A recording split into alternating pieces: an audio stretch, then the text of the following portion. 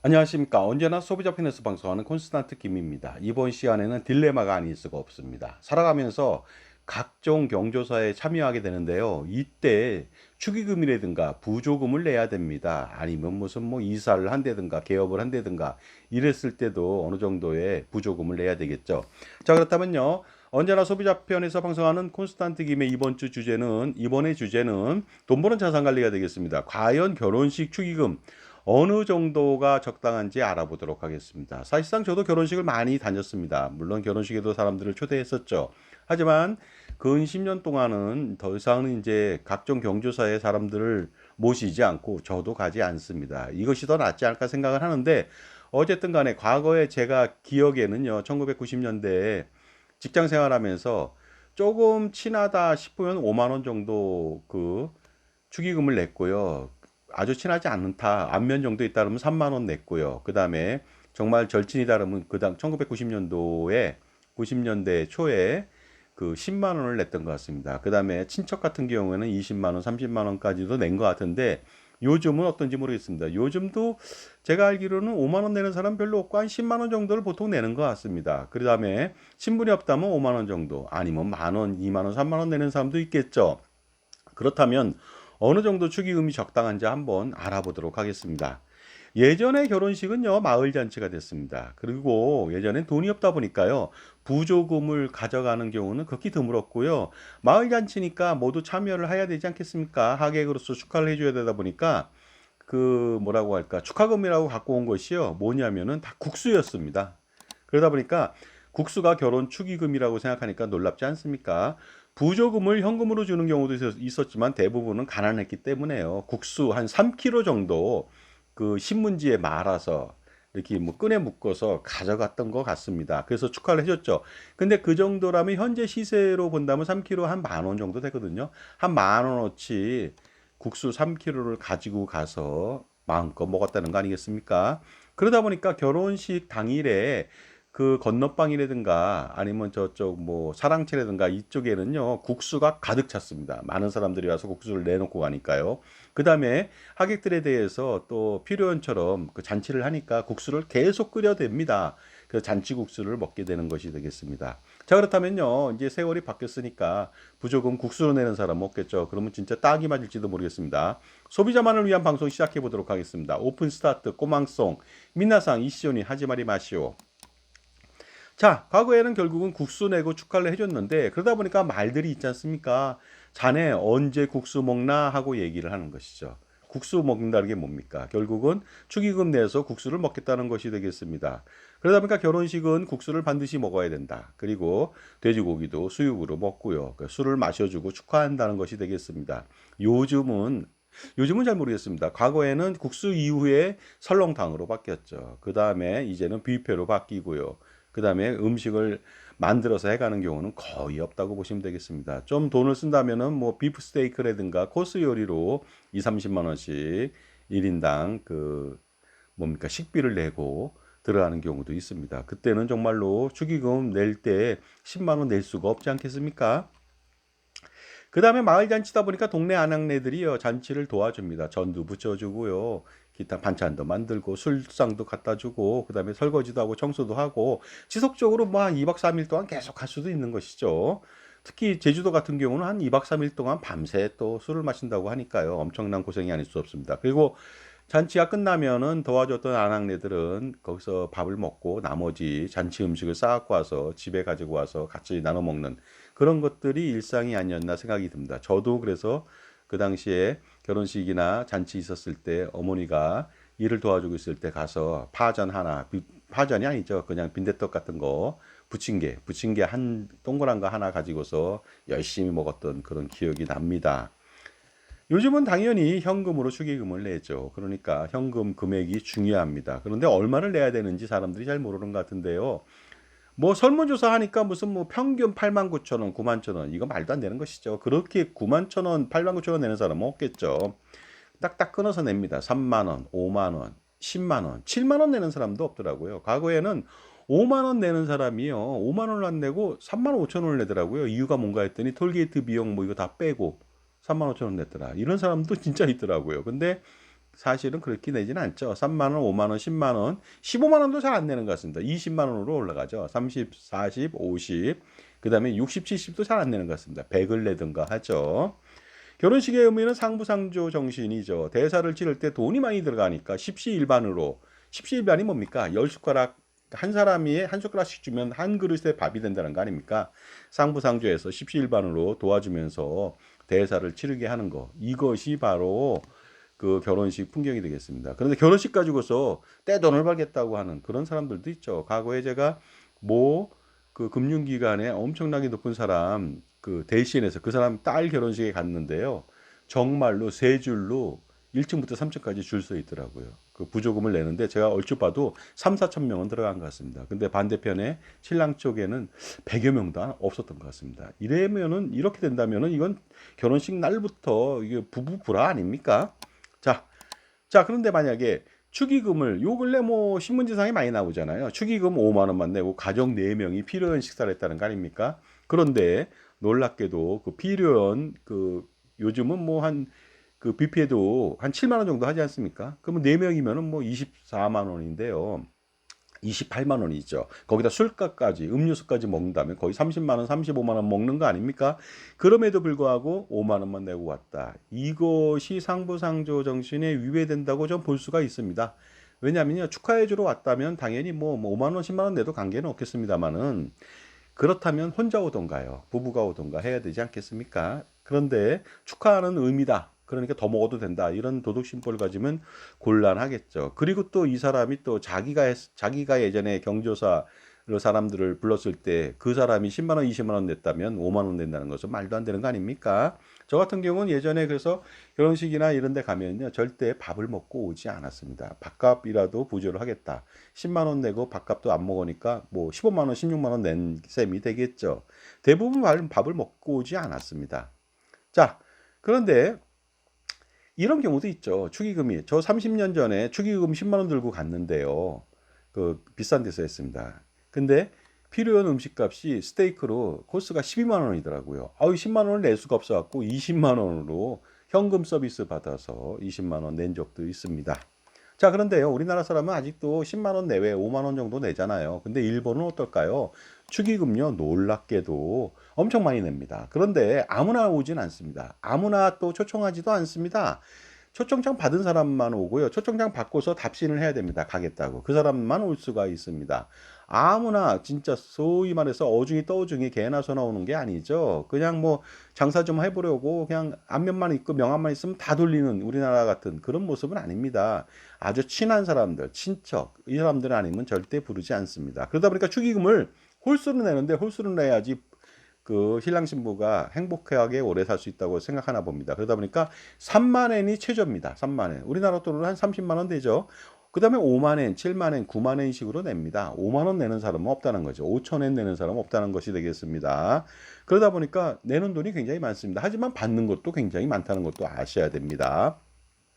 그 다음에 결혼식장에 와서 밥만 먹고 몰래 도망간다. 그럴 수가 없습니다. 왜냐하면 거기 초대받은 사람은 끝까지 하객들로서 필요한까지 다 마치고 가게 됩니다.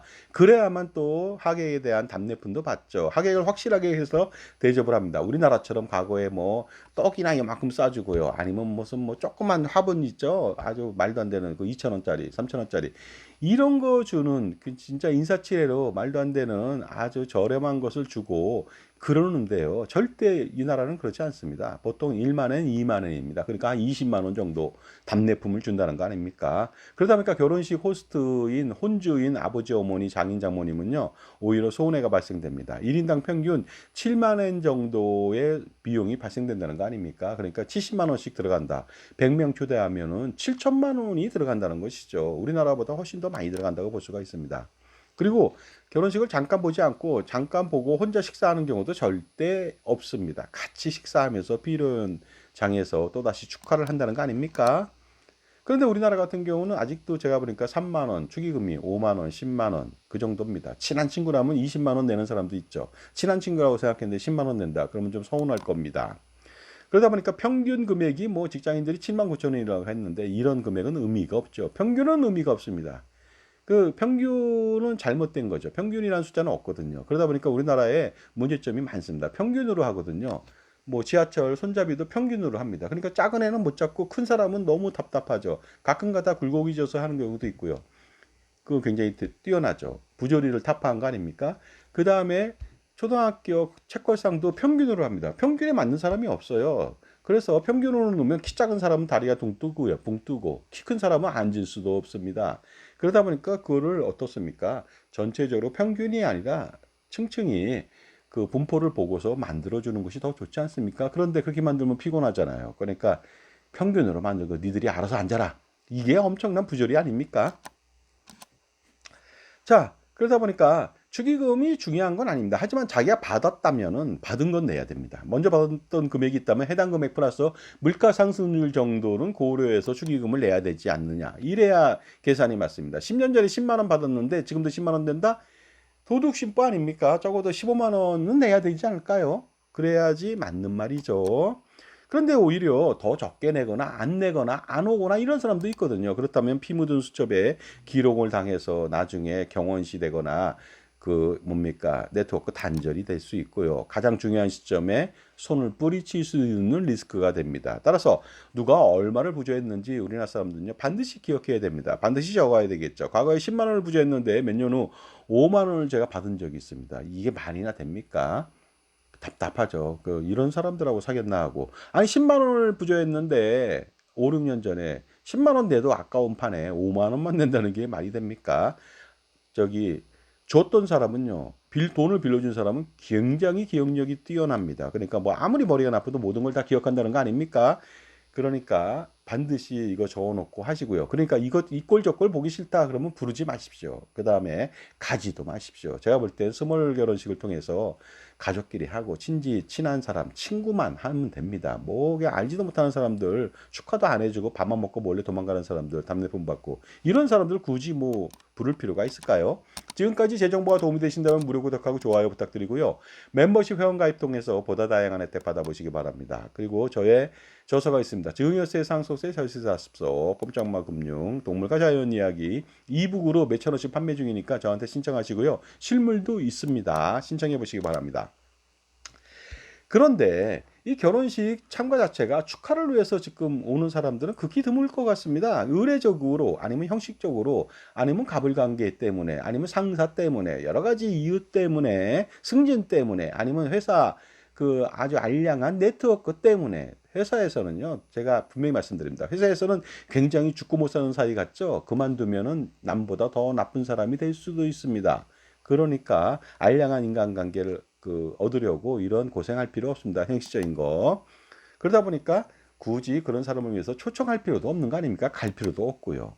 그래서 이제는 결혼식 문화가 좀 바뀌어야 되지 않을까 생각을 합니다. 그래서 저 같은 경우는 뭐 결혼식뿐이 아니라 그 관혼상제에 가지 않습니다. 제가 10여 년 넘었거든요. 안 갑니다. 부르지도 않습니다. 그 다음에 제 자녀들이 결혼하더라도 스몰 결혼식 할 겁니다. 카페를 빌린다든가 야외를 한다든가 뭐 기타 등등을 통해서 한 뭐 50명 내외 아주 친한 사람들만 불러서 아주 멋진 결혼식을 한번 했으면 좋겠습니다. 그러면 돈도 적게 들어가고요. 그 다음에 허례허식 할 필요 없죠. 돈을 그때 줄여서 그 돈 가지고서 어떻습니까? 그 자녀들 새 출발에 그 종잣돈으로 쓰는 것이 훨씬 더 유리합니다. 그냥 결혼식이라고 해서 1억, 1억 5천, 뭐 해외여행부터 시작해서 예물 예단 엄청나게 들어간다면요. 정말로 출발점부터 100m 달리기 하는데 저 뒤쪽 100m에서 출발해서 200m 달리기 하는 사람이 됩니다. 그러니까 절대로 그러면 안 될 것 같습니다. 그리고 축의금 관련돼서 또 불화도 일어날 수가 있습니다. 그러다 보니까 예를 들어서 나는 너한테 10만 원 줬는데 넌 이게 10만 원이 뭐냐, 8만 원이 뭐냐, 7만 원이 뭐냐 이런 식으로 얘기할 수가 있는 거 아닙니까? 그러니까 양쪽에 정치적 피해를 준다는 거죠. 그리고 친하지 않는 사람들한테 초대장을 남발하는 것은요 민폐가 아닐 수가 없습니다. 따라서 작은 스몰 결혼식, 스몰 웨딩을 해야 되고요. 일본처럼 아주 친한 사람한테만 초청장을 보내고 오시는 사람에 대해서만 그 정해진 그 사람들 맞춰서 그 규모에 맞춰서 그 혼례를 치르면 되지 않을까. 그래야만 진정으로 축복을 받을 수 있는 거 아닙니까? 그 다음에 밥 먹고 몰래 빨리 간다든가 이거 말이 안 되는 거 아니겠습니까? 또한 시간에 쫓겨서 그냥 뭐 30분, 1시간 단위로 그냥 결혼식이 막 그 뭐 벽돌 찍어내듯이 한다는 거죠. 이러한 예식장이 아니라 야외 공원, 한적한 카페, 식당에서 한다면 훨씬 더 좋겠죠. 그래야만 남 눈치 안 보고요. 편안하게 얘기하고 그렇지 않겠습니까? 훨씬 더 멋지지 않겠습니까? 그리고 결혼식 비용을 줄인다면 남들보다 아까 말씀드렸듯이 부자 될 가능성이 높습니다. 종잣돈을 미리 만들거든요. 1억 원, 2억 원을 줄인다면요. 그리고 투자한다면 그 다음에 더 중요한 게 있습니다. 뭐 처음부터 신혼방을 뭐 3억, 4억짜리 뭐 전셋집 아니면 집을 사주는 경우도 있죠. 그거는 굉장히 좋지 않은 방법입니다. 전세 자금 3억, 3억을요, 3, 4억을 투자하십시오. 그 다음에 부모님 명의로 2, 3억짜리 전세 들어가시거나 아니면 주택을 사는 것도 마찬가지죠. 사지 마십시오. 전세로 들어가고 나머지 그 주택을 사지 말고요. 아니면 샀으면 전세를 주고 자기는 좀 더 싼 데서 싼 데든가 부모님의 그 임대보증금에 빌부터 산다면 훨씬 더 효과적인 방법이 될 수가 있습니다. 그러니까 굉장히 중요합니다, 이거. 그래서 신혼부부들 제가 자산관리 서비스를 해드리는데 컨설팅 해드리는데 반드시 이 부분에 대해서 허례허식을 줄인다면요 정말로 멋진 결혼 생활 합니다. 결혼식만 행복하고 매년 해외여행 안 가본 사람 많다고 합니다. 그런데 결혼식은 적당하게 하고요. 매년 매월 매분기 여행 가는 사람들요 엄청나게 행복해 합니다. 특히 자녀들하고 뭐 해외여행 가고 뭐 때 되면 이것이 훨씬 더 큰 행복입니다. 둘이 그냥 뭐 해외여행 뭐 20박 21일 갔다 오는 것보다 훨씬 더 낫습니다. 그 다음에 요즘은 결혼을 하면요 증여세도 절세할 수 있죠. 결혼 축하 증여 공제로 1인당 1억 원을 해줍니다. 신랑 신부니까 2억 원이죠. 그 다음에 5천만 원 공제까지 합친다면 각각 1억 5천 3억 원까지 증여세 없이 증여를 할 수가 있습니다. 이게 아주 좋은 기회죠. 출산 축하도 마찬가지가 됐습니다. 그 똑같이 해주는데요. 중복해서 해주진 않습니다. 둘 중에 하나 해주는데 이 신랑 신부한테 3억 원 세금 없이 줄 수 있는데 이때 3억 원만 주지 마시고 돈이 많다면 13억 원을 주는 거죠. 그러니까 11억 5천씩 주면은 23억 원을 줄 수도 있습니다. 그러면 굉장히 마중물 증여를 통해서 자녀들의 정말로 종잣돈을 통해서 자녀들이 부자가 될 수가 있겠죠. 그 다음에 중요한 것은 이렇게 사전 증여 전략하고 이런 것들이 필요합니다만 전체적인 컨설팅이 필요하고요. 신랑 신부는 스몰 결혼식을 통해서 자산 관리를 효과적으로 하고 쓸데없이 말이야 호화로운 결혼식에서 돈은 돈대로 낭비하고 전세 자금이나 집에 들어간 돈, 그 진짜 무수익 자산이죠. 아이들 머니로 남겨놓는다면 곤란하지 않습니까? 그리고서 쓸데없는 쓰레기 연금보험이나 200만 원 가입하고 종신보험이나 100만 원, 뭐 암보험 뭐 50만 원 이런 식으로 가입한다면 정말로 미래는 참담해질 것입니다. 모든 자산관리 은퇴 설계 모두 다 실패할 가능성이 대단히 높죠. 그다음에 자산관리라면 자산관리 에 대해서 자산가라면 엄청난 고민이 많습니다. 이 고민들을 어떻게 해결할 겁니까? 이제 정권도 바뀌었습니다. 가렴주구가 앞으로 더욱더 횡행할 것으로 보입니다. 그렇다면요, 이 많은 세금들을 어떻게 폭탄밭, 지뢰밭을 피해갈 겁니까? 피해갈 수 없습니다. 그러니까 이거 한 방에 해결할 수 있는 방법 필요하죠. 콘스탄트 김의 NGP 플랜이 되겠습니다. 넥스트 제너레이션 플랜, 할아버지, 아버지, 손자녀 3대 100년 동안의 자자손손 플랜, 세금 우산하고 투자 우선을 펼쳐 제공해 드릴 수 있으니까 수백억, 수천억, 그 이상을 절세할 수가 있는데 3대가 아니고요. 30대, 3000년, 1000년, 3000년, 300대 다 가능합니다. 그러니까 확실하게 NGP 플랜 실행할 필요가 있겠죠. 세미나 안내해 드리겠습니다. 2025년도 7월 1일 날 화요일 오후 2시에서 4시입니다. 도남동 소재 아주 멋진 절이 있습니다. 저랑 관계는 없습니다. 저도 불교 신자 아닙니다. 흥천사 전법회관 3층 염화미소 카페에서 합니다. 약도 참조해 보시고요. 지하철 4호선 성신여대 입구역에서 6번 출구에서 나와서 바로 앞에 마을버스 22번 타면 3, 4분이면 흥천사 입구에 도착하고요. 거기서 우측으로 보면 거기 3층 건물이 있습니다. 3층으로 오시면 되겠습니다. 물론 자가용도 가능합니다만은 뭐 그 대중교통이 더 편할 수도 있겠죠. 가족들이 다 오셔갖고요. 그 컨설팅 받으시고 질의응답 다 하시고요. 그다음에 경내를 구경하는 것도 대단히 멋진 일이 아닐 수가 없습니다. 거기서 등두도 달아주거든요. 공짜입니다. 등두 달아서 소원 성취해 보시기 바랍니다. 자, 그 NGP 플랜 참가하려면 저한테 5만 원 입금하셔야 됩니다. 우리은행 007-21-0337-7366이고요. 저한테 문자 주셔야 됩니다. 성함 저한테 문자 주시면 되겠습니다. 그럼 제가 나중에 제 저서에 사인해서 주거나 아니면 드리거나 아니면 두 권의 저서가 없으면 두 권의 이북을 전해드리도록 하겠습니다. 그리고 매주 토요일 날 제가 콘스탄틴 김과의 만남의 시간이라고 해서요. 매주 토요일 오전 10시부터 12시 이번 주도 마찬가지로 하겠죠. 그래서 자산관리 콘서트 세미나 안내해 드리겠습니다. 참가비 3만 원 내셔야 됩니다.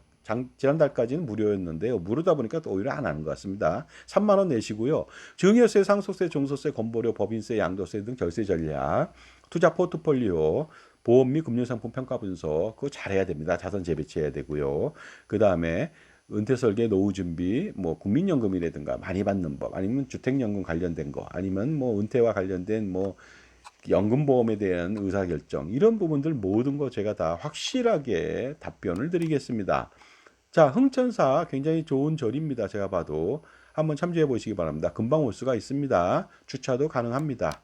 자, 3층에 연마미소 카페, 전방에가 3층, 실내도 있고 실외 테라스도 있거든요. 테라스에서 제가 주로 합니다. 자, 여러분들요. 그 스몰 웨딩하고 결혼을 빌미라고 삼나요? 결혼 시점에 아주 효과적인 절세 전략 세워야 되고요. 그다음에 자산 관리 성공하기 위해서는 정말로 첫 단추부터 잘 끼워야 됩니다. 그러니까 쓸데없이 말해 자기 생각대로 한다든가 아니면 보험 판매인의 말만 듣고서 연금보험이나 종신보험이나 이런 거 가입한다면 여러분 인생은 정말로 황무지길입니다. 가시밭길, 지옥길이 펼쳐질 수가 있습니다. 그러니까 조심하시기 바랍니다. 자산관리와 절세 컨설팅, 투자 컨설팅 이 모두를 해결하시려면 여러분 편의 종합자산관리사를 만나시기 바랍니다. 그 다음에 솔루션의 정수, NGP 플랜 실행시켜 보시기 바랍니다. 그러니 세미나에 참석해 보시기 바랍니다. 감사합니다.